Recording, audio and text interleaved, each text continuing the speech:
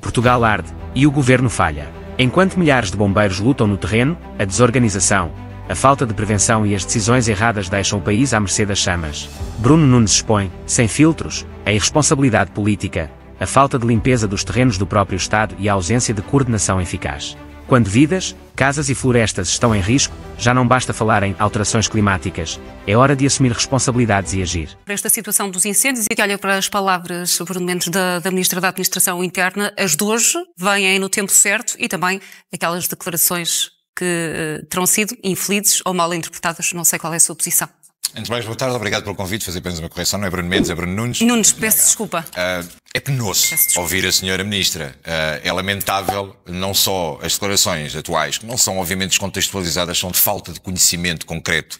A senhora Ministra é inclusive ingênua ao ponto de assumir perante a comunicação social, numa falha clara de comunicação por parte do Governo, que tem sido reiterado em diversos ministérios, mas neste em concreto não pode acontecer isto. Não pode acontecer, e Luís Montenegro tem uma responsabilidade direta, porque a conferência de imprensa da semana passada, Luís Montenegro quase que passa a bola à senhora Ministra sem ela perceber que ia falar, e fica ali meio atrapalhada em frente à câmara de televisão numa atitude penosa. Isto tem a ver com a área de atuação também profissional de Maria Lúcia Almanal? O setor não tem capacidade para estar onde está. Nós estamos a falar de um Ministério com uma importância. E repare, Ana Catarina Mendes referiu aqui alguns pontos que são importantes e este assunto tem que ser tratado. Primeiro, dar também uma palavra de solidariedade e de encorajamento para todos aqueles que estão no território a lutar para esta situação que todos os anos... Nós parece que somos o único país que tem data e hora, só falta tocar o sino, para iniciar a época de incêndios. Porque nós andamos a tratar da questão reativa numa altura em que faz calor e preventiva não a fazemos. Falámos aqui do presidente da AGIF.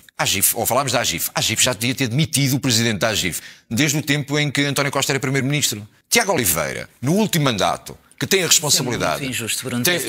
Não é. Faz inclusive, que... eu não vou interromper. Faz uma acusação no último mandato a dizer que os bombeiros recebiam por área ardida. Tinha que ser demitido. Foi no ano passado. Tinha que ser demitido. E depois temos um problema de organograma da própria estrutura do governo, em que nós temos os voluntários, não se entende bem porquê, numas áreas estão afetos ao Ministério da Administração Interna, os chapadores que reportam ao Ministro da Coesão porque estão na administração pública local e a entidade patronal são as câmaras municipais. Portanto, misturamos tudo. Há uma guerra institucionalizada dentro de diversas patentes que existem na administração pública. Bruno, não se tem ouvido falta de coordenação no terreno. Pelo contrário, as mensagens que passam, sempre que fazemos diretos no local, junto dos bombeiros, junto da GNR, que tem sido também mobilizada, até das equipas de resgate animal, os testemunhos que passam, pelo menos à comunicação social, é que há total coordenação. Por aplicação dos homens que estão no território, porque inclusive no último mandato, o Chega, em consequência de uma deliberação que era da Liga Portuguesa de Bombeiros, tentou que existisse uma alteração à lei de bases da Proteção Civil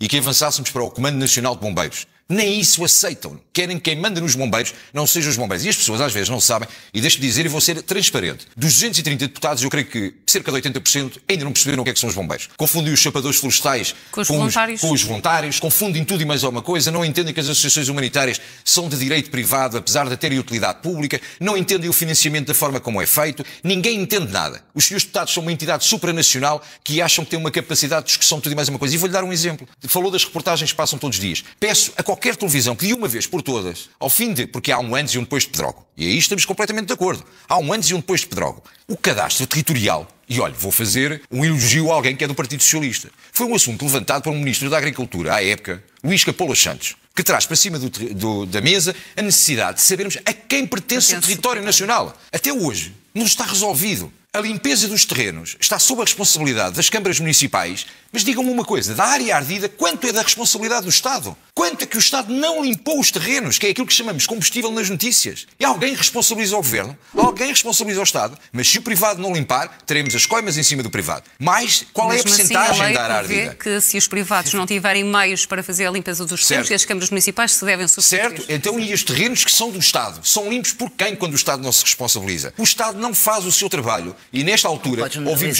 o Sr. Presidente da República a dizer algo que é fantástico.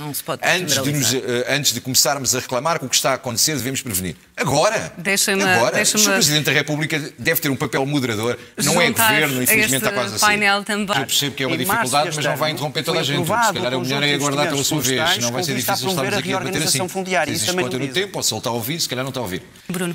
Nós temos que fazer uma alteração séria à lei de base da Proteção Civil. O Partido Socialista teve a oportunidade de ouro, porque a última secretária de Estado da Proteção Civil era Patrícia Gaspar, que vinha da área dos bombeiros, conhecia a realidade, vinha da área da Proteção Civil. E mesmo assim, não teve a coragem política. E o Hugo foi intelectualmente desonesto quando diz que estamos a falar da questão da coordenação, e aqui estou de acordo com a Ana Catarina Mendes, estamos a falar da coordenação política. Aliás, visível na questão, como disse há pouco, em relação às declarações do Sr. Primeiro-Ministro e às declarações da Sra. Ministra da Administração Interna. Nós temos oportunidades que perdemos. Em 2018, quando fizemos a descentralização de competências através da Lei 50, nós continuamos a ter, segundo a Lei de Base da Proteção Civil, a autoridade máxima da Proteção Civil num Conselho é o Presidente da Câmara. Eu sou candidato à presidência de uma Câmara, a Ana já foi.